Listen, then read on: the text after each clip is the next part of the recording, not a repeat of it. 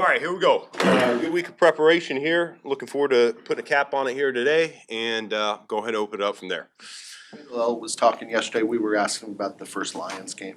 He said that you and him and JT had been on teams that had started off slow and had been witness to turning it around. What was your attitude at the end of that second game where maybe people on the outside would have been panicking?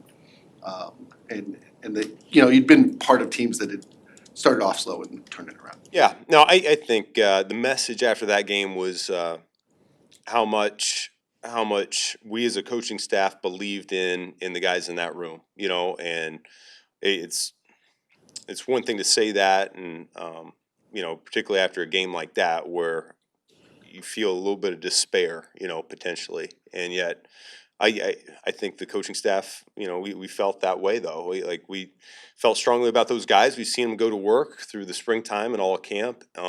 We knew it was a talented bunch, and it doesn't take a whole lot to get a few things corrected and turn this ship the other way. And so that's what they did. And it's a credit to all of them to do what we did in terms of, I think at one point it was a 9 out of 10 games. That I think that's pretty good. I can't even think back to the whole season yet. I'm just not there. But I do think it's a great lesson to be learned. You don't jump to conclusions too early. You just keep putting your head down and going back to work and keep chopping away, and hopefully the results come. And with that, as you reflect back on the call sheet that you took into week 2 versus what you're able to put together now for this Sunday, how would you characterize how much you've expanded offensively? Well, yeah, I think that one in particular is a little different. That's our first time being on the road in the regular season, and so that was you don't really know what to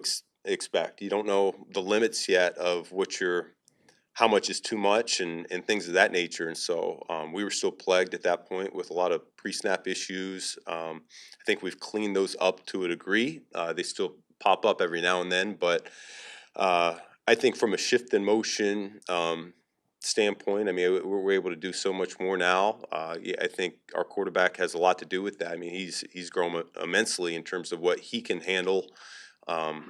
And I think the rest of the guys are a lot more comfortable with some of that as well. So longer play calls, using more cadences now, and I think it's helped our offense. You said that 4,000 yards doesn't matter. So what does matter for Caleb in this game as you guys are trying to build going into the playoffs? Yeah, I mean the win. That's really what it comes down to. That's the most important statistic for us. For him though. And that's the quarterback stat too. Yeah, I mean we're trying to get the victory here. I don't think there's anything in particular other than continue the course of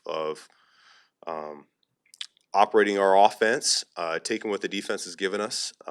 I think he continues to get better in terms of the ball placement on a number of throws, short, intermediate, and deep, and would like to see that trend continue. And I think that it takes place over the course of the last few months. It takes place over the course of this week where, he comes up to the office after practice and the first thing out of his mouth is, I gotta get that ball about a foot further out in front of that guy. And that's where he's just so self-aware now of where he can improve, and it's been really encouraging to see. And so, I don't think there's any necessarily statistical goal that we're trying to hit other than we got to score more points than the opponent, and for him to continue to take what the defense has given us. I apologize for going wide lens big picture here, but when you were hired here, you said that you had identified this from afar as a sleeping giant. What did you sort of see here and believed could be awakened? Well, I think from a roster standpoint, I felt strongly about a number of the guys here on both sides of the ball. I think defensively we had some guys that I had called offenses against in the past that I had a lot of respect for, and same thing, just from afar watching some of these receivers, the linemen, Darnell, a lot of the guys from the previous years, thought it could be a special group, and that's without knowing necessarily the makeup or the wiring behind all these guys. And the more I've been with them, the more impressed I've been. I think it is I said it a few weeks ago, it's a special group. I love how they go about their business. They love to compete. They love to, they have that right balance of being serious and dialed in, and wanting to do all the things the right way. But at the same time, we really enjoy being around each other too. I think it's a very close knit group, and I felt that. It's one of those things you break meetings the night before the game, and guys don't just grab their snack and go straight up to their rooms. They go.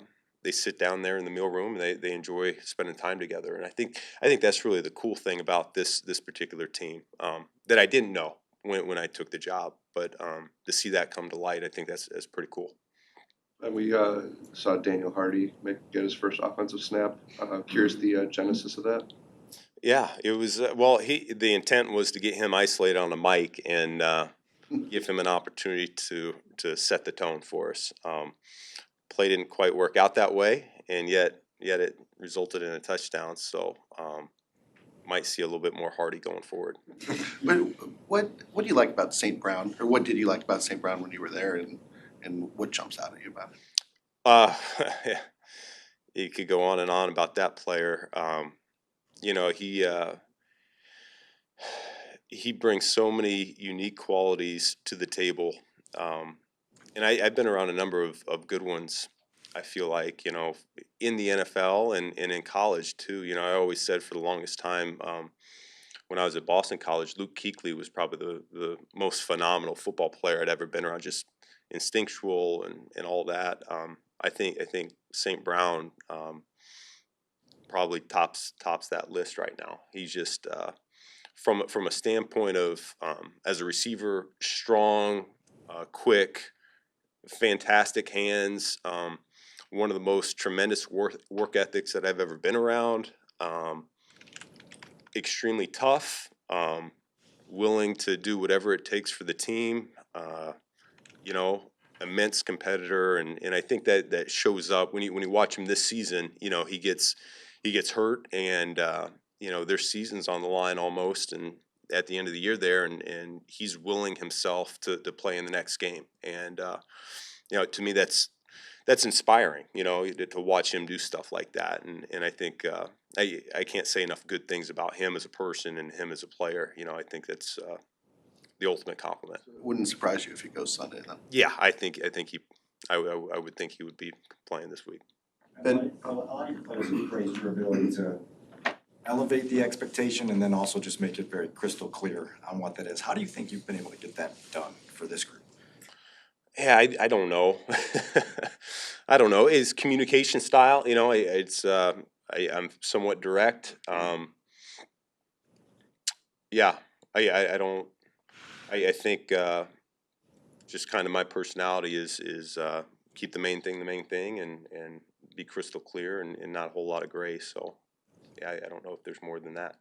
When you have time in the off season and you're doing creative thinking about play calling and things like that, play design, have you ever collaborated with coaches from other sports or pulled from things you see in basketball, for example? I've heard of football and basketball coaches doing things like that. Not really. Not at this point, but there's always opportunities for that.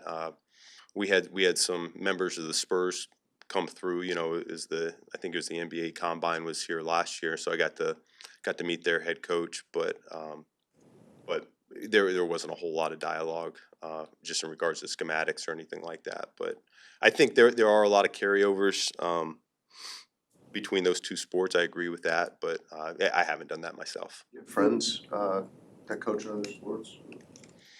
Not a whole lot, no. Yeah. What's the weirdest place you've ever taken a play idea from? Shoot. Hey, you guys are going deep today. Right. Yeah, I don't know. High school tape? Oh yeah, high school. take- Yeah, high school. My kids give me plays all the time. Who's the best at that? Yeah, I was from gonna your say, kids? are they Oh yeah, my son. Yeah, he's Or- pretty good. run-based guy or? He likes it all. Yeah, he likes it all. So With the laterals, obviously you had the one last week. Were you good with the entire execution of that? It just didn't marry up with the defense that you guys faced in the you're talking about second down, last yeah. play. Yeah. Yeah. I thought those guys handled the ball handling really well. you would like the corner to bid a little bit more. He didn't.